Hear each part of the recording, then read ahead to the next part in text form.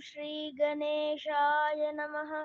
नारद उवाच प्रणम्य शिरसा देवं गौरीपुत्रं विनायकं भक्तावासं स्मरेन्नित्यम् आयुः कामार्थसिद्धये।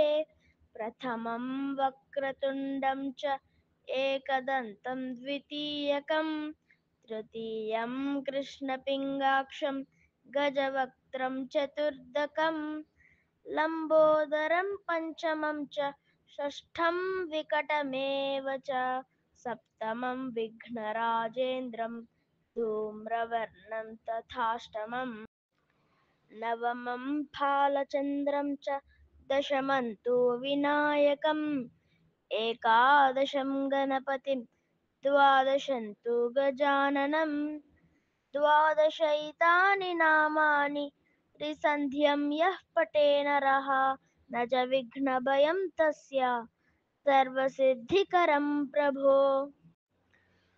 विद्यार्थी लभते विद्यां धनार्थी लभते धनं पुत्रार्थी लभते पुत्रान् मोक्षार्थी लभते गतिं जपेत् गणपति स्तोत्रं षड्विर्मासैः फलं लभेत् संवत्सरेण सिद्धिं च लभते नात्र संशयः अष्टभ्यो ब्राह्मणेभ्यश्च लिखित्वा यः समर्पयेत् तस्य विद्या भवेत् सर्वा गणेशस्य प्रसादतः।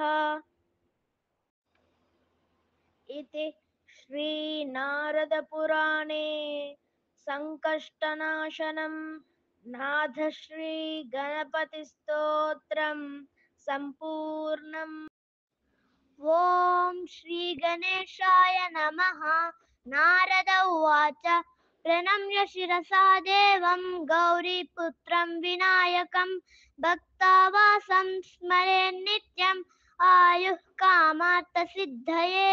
प्रथमं वक्रतुण्डं च एकदन्तं द्वितीयकं तृतीयं कृष्णपिङ्गाक्षं गजवक्त्रं चतुर्दकं लम्बोदरं पञ्चमं च षष्ठं विकटमेव च सप्तमं विघ्नराजेन्द्रं धूम्रवर्णं तदाष्टमं नवमं बालचन्द्रं च दशमं तु विनायकम् एकादशं गणपतिं द्वादशं तु गजाननं द्वादशैतानि नामानि त्रिसन्ध्यं यः पठेन्नरः न च विघ्नभयं तस्य सर्वसिद्धिकरं प्रभो।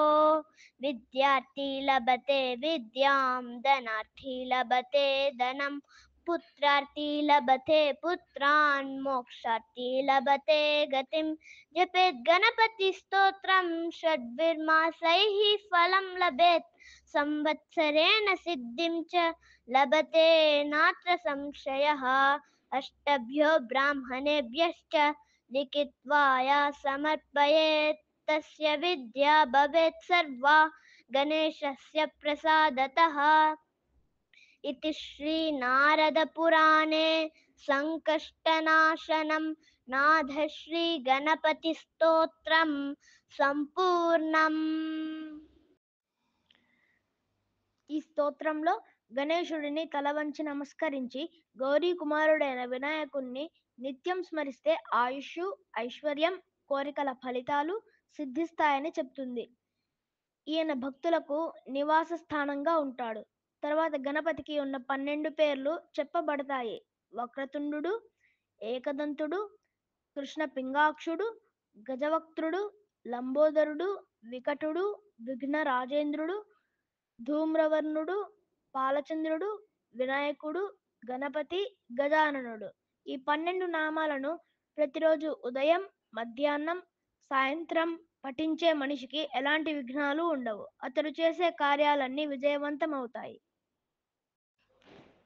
ఈ స్తోత్రాన్ని జపించే వారికి వారి కోరికల ఫలితాలు లభిస్తాయి. విద్యార్థులకు విద్య, ధనార్థులకు ధనం, సంతానం కోరిక ఉన్న వారికి పిల్లలు, మోక్షాన్ని కోరే వారికి మోక్షం లభిస్తుంది. ఈ స్తోత్రాన్ని 6 నెలలు నిత్యం జపిస్తే ఫలితం కనిపిస్తుంది. 1 సంవత్సరం పాటు చేస్తే అన్ని రకాల కార్యాలలో సిద్ధి లభిస్తుంది. ఇది నిస్సందేహంగా చెప్పబడింది.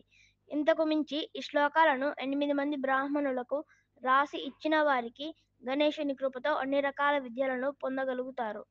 ఇది శ్రీ నారద పురాణంలో కనిపించే గణేశుడి సంకటనాశన స్తోత్రం యొక్క పూర్తి అర్థం.